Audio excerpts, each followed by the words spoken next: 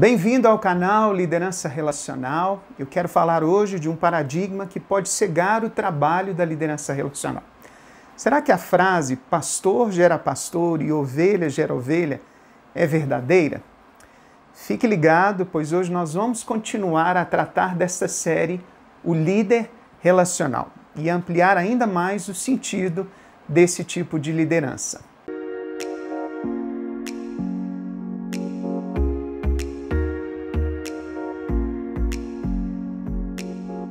Olá pessoal, meu nome é Matheus Maia, obrigado por assistir o canal.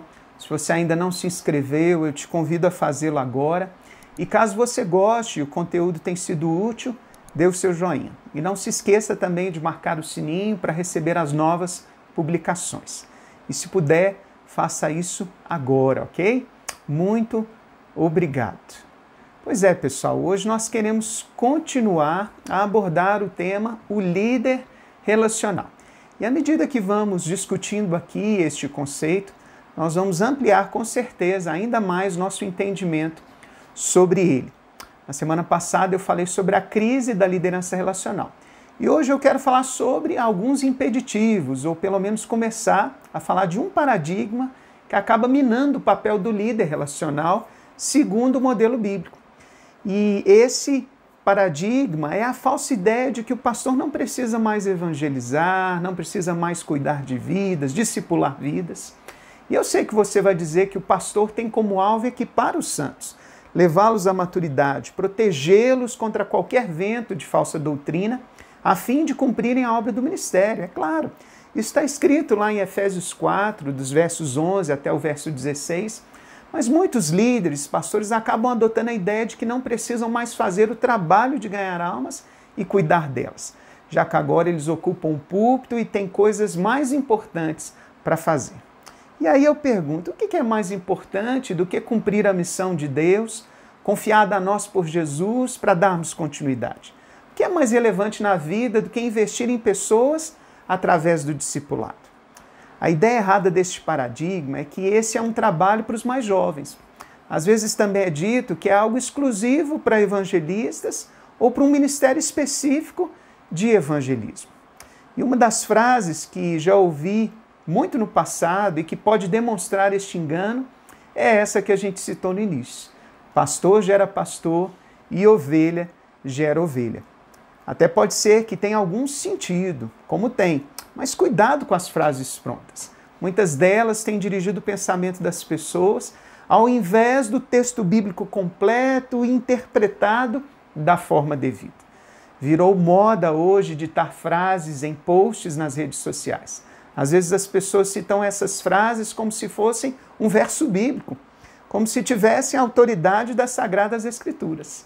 E se até um verso bíblico isolado pode trazer um entendimento errado, quanto mais uma frase. Eu lembro que essa frase, pastor gera pastor e ovelha gera ovelha, muitas vezes foi citada em pregações onde pastores tinham a intenção de levar a igreja a evangelizar mais e a ganhar almas. Ganhar almas é para aqueles que são sábios, é uma ordenança bíblica, mas isso é um dever de todos, não é apenas das pessoas leigas ou que não ocupam um ministério de tempo integral na igreja. E eu quero argumentar agora dizendo e mostrando o porquê disso, o porquê desse engano. Pastores podem e devem gerar pastores, pois pastores precisam mentorear candidatos ao pastorado, assim como o evangelista mentorear um candidato ao ministério de evangelismo, mas antes de ser pastor, ele foi uma ovelha, e antes de gerar um pastor, ele também precisa gerar uma ovelha. Talvez o melhor ensino da igreja seja o testemunho do próprio pastor, que viva uma vida a evangelizar, a discipular.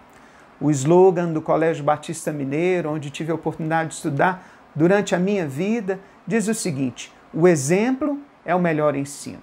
Nada é mais forte do que o exemplo. Jesus mesmo, ao lavar os pés dos discípulos, disse assim: porque eu vos dei o exemplo, para que como eu vos fiz, façais vós também. João 13, 15. Alguém que diz e não faz acaba gerando rebelião na vida dos filhos, na vida dos discípulos. Eu quero citar aqui 2 testemunhos. O primeiro deles é do pastor Paulo Mazzoni, pastor da Igreja Batista Central de Belo Horizonte. Um homem a quem eu admiro, desde que Deus lhe deu uma visão espiritual e confirmou no seu coração que ser uma igreja era muito mais do que reuniões e programas e que eles deveriam preparar pessoas para fazerem muitos discípulos. Ele mesmo iniciou uma célula em sua casa há 20 anos atrás e todas as semanas ele lidera um grupo de pessoas, recebe pessoas diferentes, fazendo deles discípulos. Também eu quero citar aqui como exemplo o pastor Roberto Silvato, que foi meu professor, pastor da Igreja Batista do Bacaxeri, lá em Curitiba, e que lidera grupos pequenos há muitos anos, convivendo com pessoas de todos os tipos e doando do seu tempo para ouvir, conviver, receber e ensinar as pessoas a palavra de Deus. E ele afirma o seguinte, que ele mesmo acaba sendo ensinado e crescendo muito com isso. Sabe, há 5 anos eu tenho feito isso. Tenho todas as semanas me reunido com pessoas que são convidadas a estarem no nosso grupo de discipulado. E como eu mudei, queridos, como minha vida mudou. Eu já era um evangelista desde os meus 9 anos de idade, mas agora a minha ideia sobre o discipulado mudou. Hoje eu sei muito mais como cuidar de vidas. Eu sei que o discipulado não começa depois do batismo ou no batismo, mas bem antes, no relacionamento comprometido entre uma pessoa mais madura e uma pessoa que se dispõe a andar junto com ela, para aprender a obedecer ao Senhor. O último grupo, inclusive, que Deus me deu foi num antigo bar, num antigo ponto de drogas. Gente, que coisa linda de se ver. Pessoas de todos os tipos vindo para receber ajuda, direção de Deus. Pessoas com sede e fome de Deus. Recebendo, a vida dele, a graça dele, tendo um encontro com ele a cada reunião. E nós já batizamos 2 dessas pessoas e continuamos a discipular elas. Estamos ministrando na vida de outras muitas, através dessa porta que Deus nos abriu. É assim que o evangelho vai crescer, nas casas, com pessoas novas, como alguém disse, a igreja cresce debaixo d'água, com novas pessoas se rendendo ao senhorio de Cristo e sendo batizadas. Para terminar, eu posso citar o exemplo do próprio Jesus. O Deus Filho não escolheu formar pastores, não escolheu dentre os sumos sacerdotes, ou os filhos destes, ou de uma linhagem especial, de uma tribo de Israel, mas ele escolheu pessoas dos mais diversos tipos e resolveu discipular essas vidas. E antes mesmo delas se converterem. Como assim, pastor Mateus? Sim, elas ainda não tinham nascido de novo. Eles eram homens sinceros, tanto que seguiam a Cristo. Eram judeus conhecedores da palavra, mas não tinham ainda o Espírito Santo de Deus.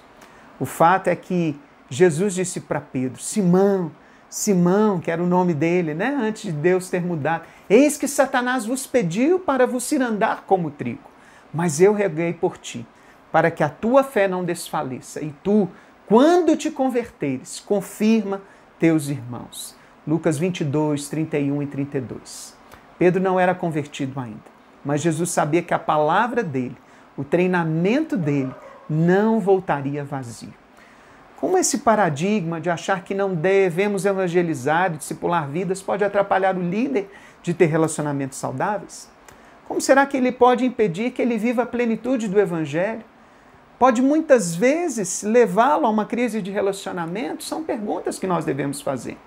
Sim, porque ele mesmo, esse líder, se exclui e ele mesmo deixa de ser ministrado por outras pessoas. Ele passa a andar sozinho, muitas vezes corre o perigo de viver isolado, achando que não tem erros, que não precisa crescer, que não precisa ser ministrado. Alguém já disse que não ministramos a nós mesmos, nós precisamos de outras pessoas. Nós não temos todos os dons, Deus distribuiu dons diferentes às pessoas para que possamos depender uns dos outros. Mas sabe qual que é o maior risco que eu vejo neste engano, nesse paradigma? É o isolamento social, que muitas vezes leva esses líderes à intolerância religiosa e a um julgamento muito ácido do mundo. O líder que não tem amigos no mundo, e preste atenção, eu não estou dizendo amizade com o mundo, com o sistema do mundo, com a filosofia do mundo, mas amigos do mundo, acaba por viver uma vida separatista. Paulo disse, fiz-me fraco para com os fracos, para ganhar os fracos, fiz-me tudo para todos, para por todos os meios chegar a salvar alguns. 1 Coríntios 9, 22. O apóstolo Paulo podia ter se contentado em ficar numa sinagoga ensinando, mas não, ele trabalhou, ele se envolveu com os perdidos para alcançá-los para Cristo. Ele mesmo diz que trabalhou mais do que todos os outros apóstolos. Está escrito lá em 1 Coríntios 15, 10. Por quê? Porque ele tinha uma missão dada por Jesus, a missão de Deus, proclamar o nome de Jesus por toda a terra e fazer discípulos por todas as nações. E ele perseverou nessa missão e não desperdiçou a graça que Deus lhe concedeu.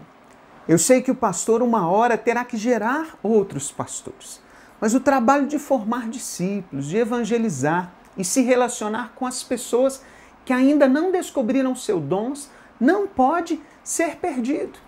E esses pastores que ele pretende formar precisam necessariamente ser treinados no campo.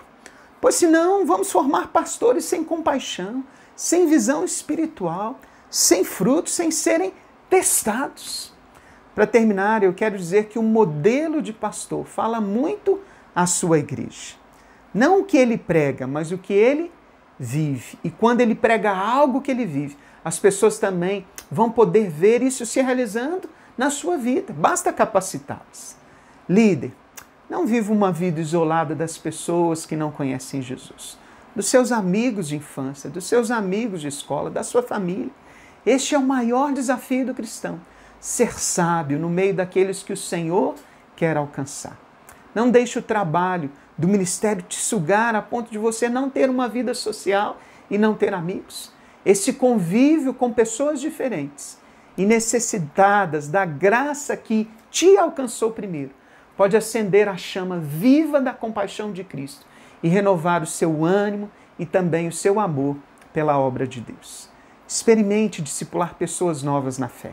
Experimente a grandeza e a nobreza de deixar o púlpito e ser como Jesus, como Paulo, que comia na casa de pecadores, que recebiam as pessoas mais desprezíveis da sociedade. A nós foi-nos dado o ministério da reconciliação. Precisamos ser doadores da graça, precisamos ser amigos de Deus, levando o mundo a se tornar amigo dele também. Sabe, essa é a minha oração para você hoje, que Deus te dê coragem para mudar, para que você seja a cada dia mais um líder relacional como Jesus. Amém? No próximo vídeo nós vamos continuar a falar sobre outro paradigma da liderança relacional. Por isso, não percam. Você gostou do vídeo? Não esquece de curtir e compartilhar para um amigo pastor, para um grupo de pastores, para que também esse material possa abençoá-lo. E lembre-se, sua é a vitória em Jesus na liderança.